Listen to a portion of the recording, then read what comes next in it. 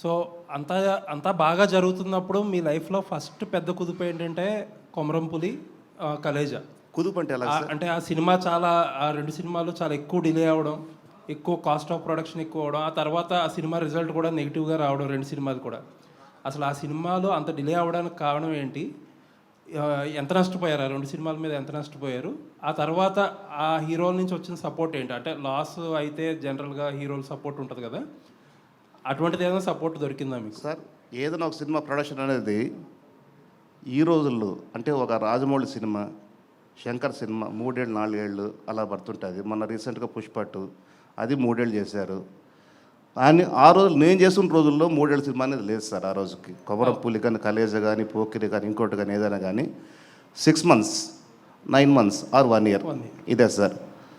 కానీ దురదృష్టం bad lock ఏమంటే ఇట్స్ మై ఫేట్ 3 సంవత్సరాలు పట్టింది సార్.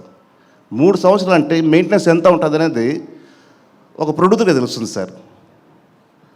ఎవ్రీథింగ్ రన్ చేయాలి కదా సార్. ఆఫీస్ రన్ చేయాలి, శాలరీస్ రన్ చేయాలి, ఇంట్రెస్ట్ రన్ చేయాలి, అన్నీ పెరిగిపోతాయి కదా. సో ఇంకో క్వశ్చన్ మీరు ఏమన్నారంటే నాకు 2 సినిమాల్లో కూడా 100 కోట్ల నష్టం వచ్చింది సార్. ఇంకో క్వశ్చన్ అడిగారు, నేను మర్చిపోయాను సార్, గుర్తురాలి. హీరోలు ఏమైనా సపోర్ట్ చేశారు? ఎటువంటి సపోర్ట్ లేదు. కనీసం అయ్యో పాప అని చెప్పిన పాపానికి కూడా పోలేదు సార్. సరే, ఎందుకు అంత డిలే అయ్యింది? బ్యాడ్ లక్ అన్నారో, అసలు ఏ కారణం? బ్యాడ్ లక్ అంటే సార్, కొమరంపులి తీస్తున్నప్పుడు పవన్ కళ్యాణ్ గారు ప్రజారాజ్యం పార్టీ పెట్టుకున్నారండి ఆయన. ఓకే. సో దానివల్ల ఎంతో కొంత కొద్దిగా డిలే అయ్యింది. అది వన్ ఆఫ్ ది రీజన్ చెప్పొచ్చు. So many reasons. అలాగే కలేజ్లో కూడా సో మెనీ రీజన్స్ అండి. ఓకే. రమేష్ బాబు గారు,